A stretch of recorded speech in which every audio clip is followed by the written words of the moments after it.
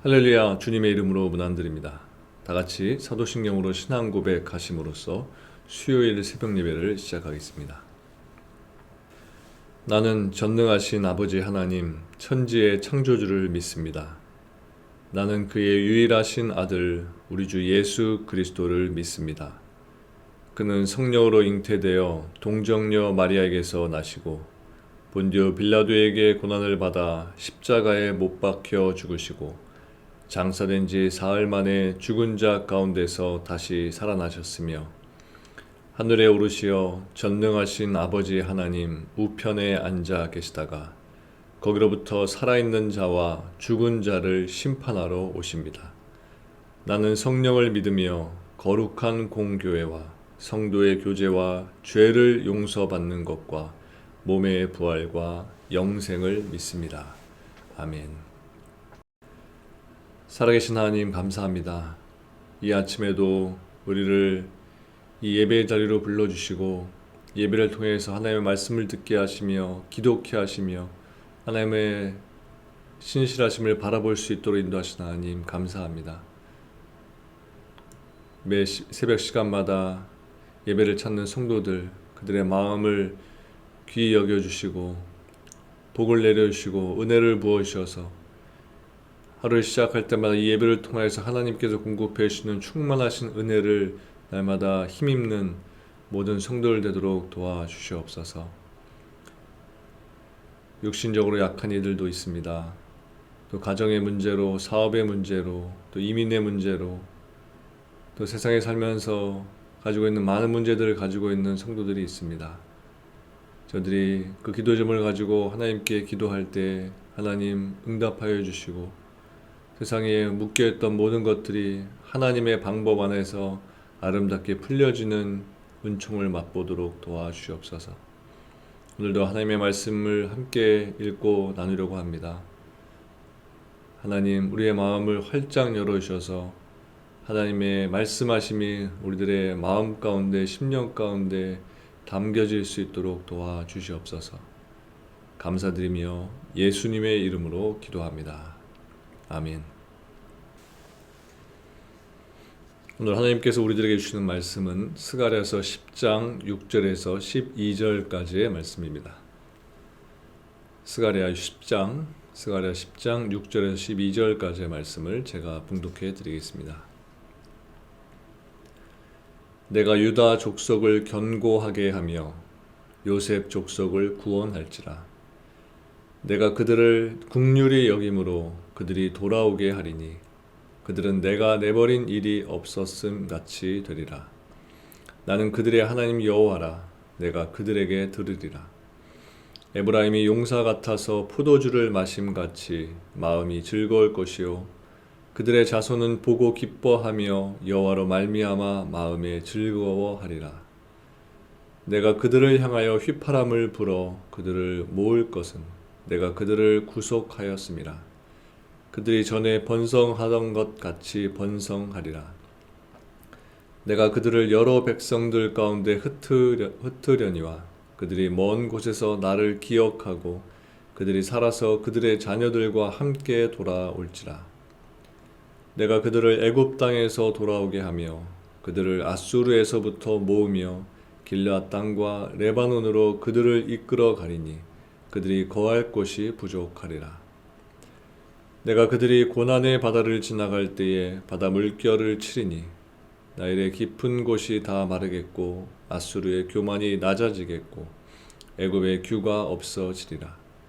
내가 그들로 나 여호와를 의지하여 견고하게 하리니 그들이 내 이름으로 행하리라. 나 여호와의 말이니라. 아멘. 다시 말씀 읽으시면서 개인적으로 묵상하고 기도하는 시간을 가지시기 바랍니다.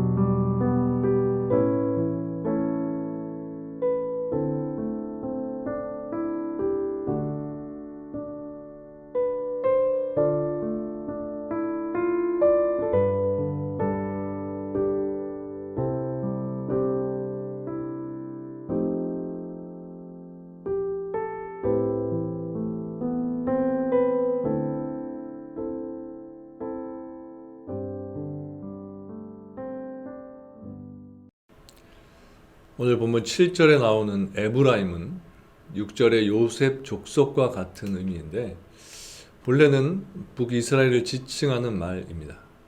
그런데 본문에서는 이것을 확장해서 이방인들 중에서 하나님께서 택하신 자들을 지칭하는 표현으로 볼 수가 있습니다. 사실 북이스라엘의 10지파는 하나님의 언약이 있는 다윗 왕가를 배반하고 나가서 북이스라엘이라는 새로운 나라를 건설하고 거의 이방인들과 다름이 없는 삶을 살았습니다.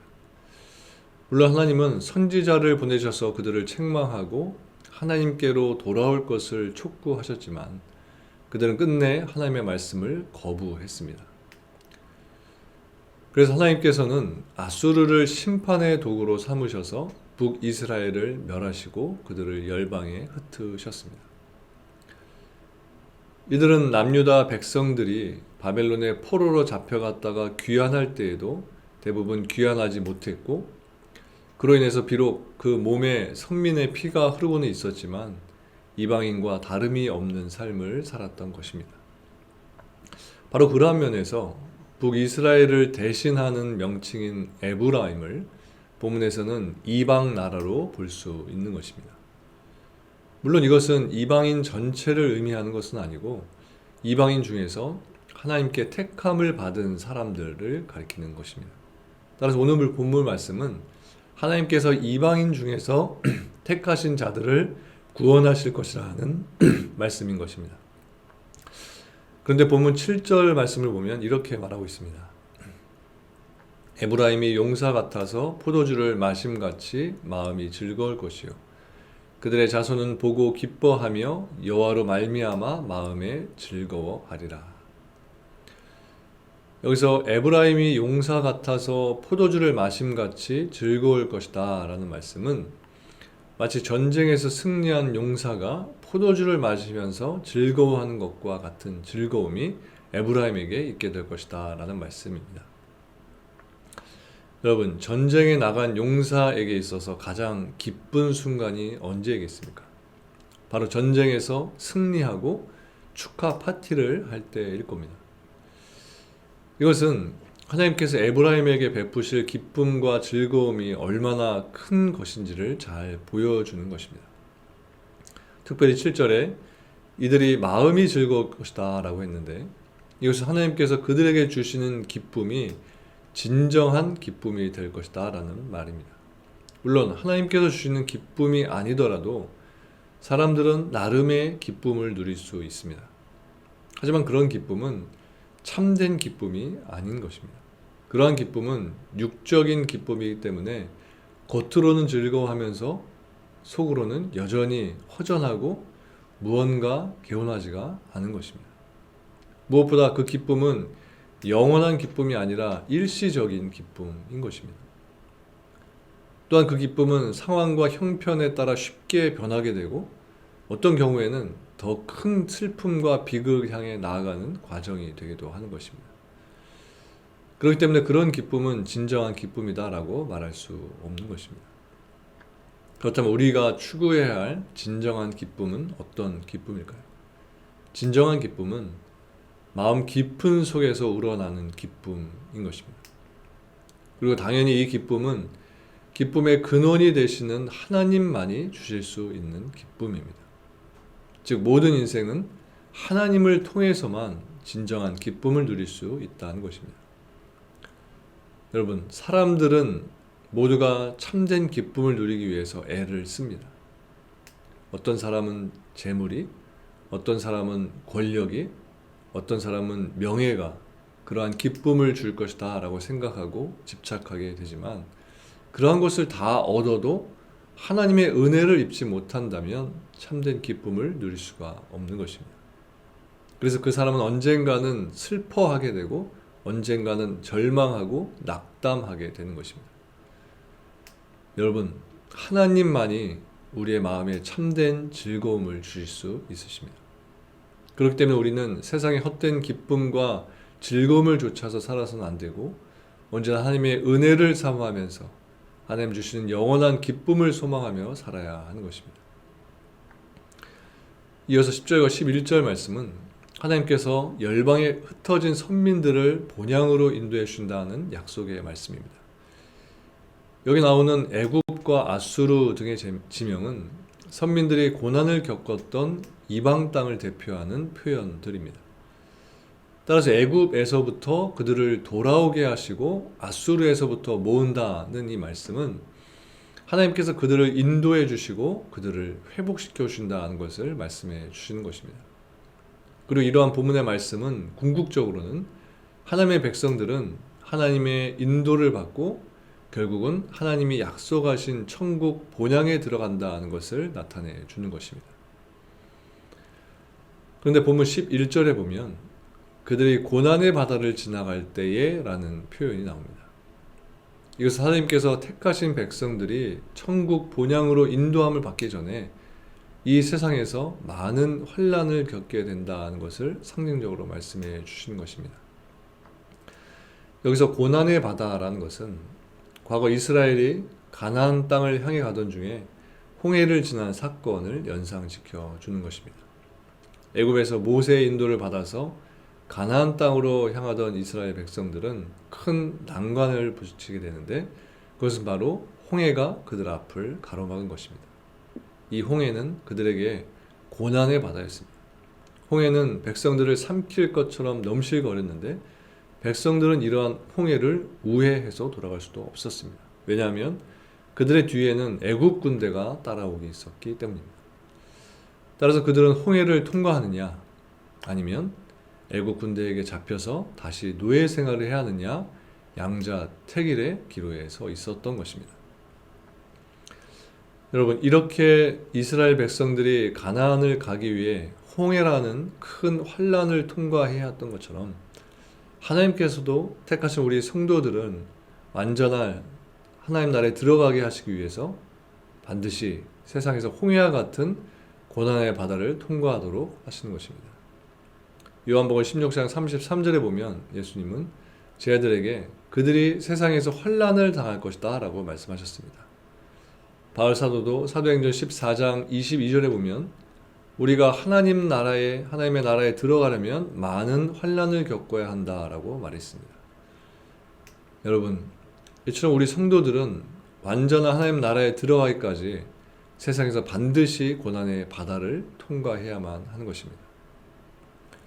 오늘 본문에서 아수르와 애굽으로 상징되는 사탄과 악한 무리들은 성도들이 편안하게 하나님 나라에 들어가는 것을 지켜만 보고 있지 않는 것을 보게 됩니다.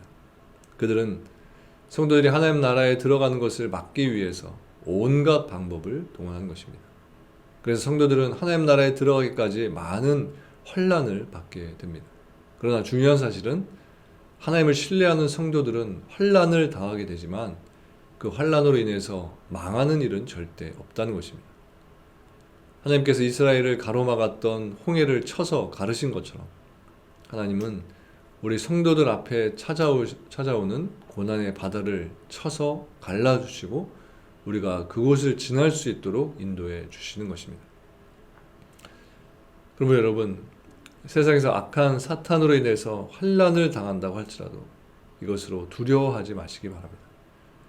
과거 모세가 하나님을 신뢰해서 홍해가 갈라지는 이적을 체험하고 추격하는 군대를 물리쳤던 것처럼 우리들 또한 하나님을 굳게 신뢰하기만 하면 애굽의 군대와 같은 수많은 대적이 우리를 추격하고 또 바다처럼 엄청난 고난이 우리 앞을 가로막는다고 할지라도 우리는 이것을 극복할 수 있는 것입니다.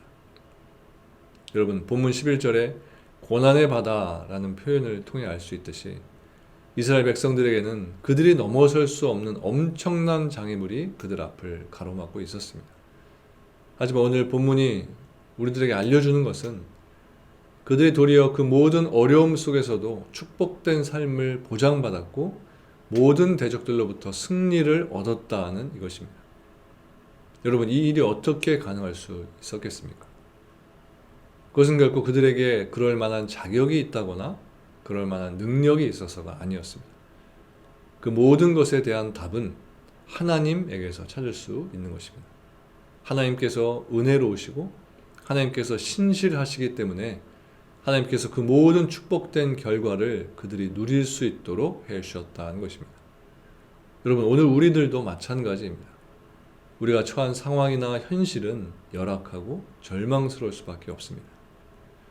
우리 앞길에 엄청난 장애물들이 놓여져 있어서 우리 스스로는 결코 이것들을 극복할 수 없습니다. 그러나 과거 이스라엘 백성들에게 그러하셨듯이 하나님은 오늘 우리들에게도 하나님의 은혜로우심과 신실하심으로 우리와 함께 해주고 계신 것입니다. 그렇기 때문에 우리에게는 소망이 있는 것이고 그 소망은 반드시 우리에게 현실이 될 것입니다. 우리는 모두 지금 고난의 바다를 지나가고 있습니다. 이때 우리들에게 필요한 자세는 이 고난의 바다를 안전하게 건널 수 있게 해주실 수 있는 분은 오직 하나님이시다라는 이 고백을 가지고 사는 것입니다. 망망대해와 같은 바다에서 살고 있는 우리들이 바라보고 또 의지할 분은 오직 하나님이신 것입니다. 오늘도 우리를 이 고난의 바다에서 지켜주시고 안전한 항해를 할 수 있도록 인도해 주실 하나님만을 의지하며 사시는 저 여러분들 모두가 되시기를 주님의 이름으로 축원합니다. 함께 기도하시겠습니다. 하나님, 우리의 보호자가 되시고 인도자가 되셔서 이 세상의 유혹과 이 세상의 공격과 장애물들 속에서도 우리를 지키시고 선한 길로 우리들을 인도하여 주심을 감사드립니다. 우리의 연약함으로 인하여서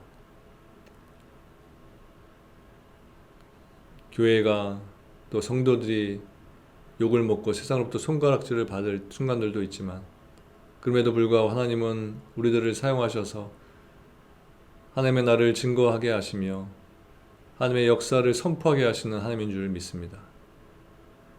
약할 때 강함 주시는 하나님을 의지하며 오늘도 주님, 저는 약합니다 라고 고백하면서 전능하신 하나님을 고백하며 외치며 선포하며 우리가 가는 모든 곳에서 하나님을 드러내는 삶을 살 수 있도록 우리들을 사용하여 주시옵소서. 직장에서 또 비즈니스를 하면서 또 가정에 있으면서 또 학교 다니는 학생들은 학교에서 어느 곳에 있든지 하나님의 빛된 존재로 살게 해주시고 우리가 본한인 교회로서 그곳에 하나님의 십자가를 세우며 하나님의 살아계심을 증거하며 나타내며 사는 모든 성도들 되도록 도와주시옵소서. 그렇게 우리들을 사용해 주실 하나님을 의지하며 바라봅니다. 감사를 드리며 예수님의 이름으로 기도합니다. 아멘. 하늘에 계신 우리 아버지, 아버지의 이름을 거룩하게 하시며 아버지의 나라가 오게 하시며 아버지의 뜻이 하늘에서와 같이 땅에서도 이루어지게 하소서. 오늘 우리에게 일용할 양식을 주시고 우리가 우리에게 잘못한 사람을 용서하여 준 것 같이 우리 죄를 용서하여 주시고 우리를 시험에 빠지지 않게 하시고 악에서 구하소서. 나라와 권능과 영광이 영원히 아버지의 것입니다. 아멘.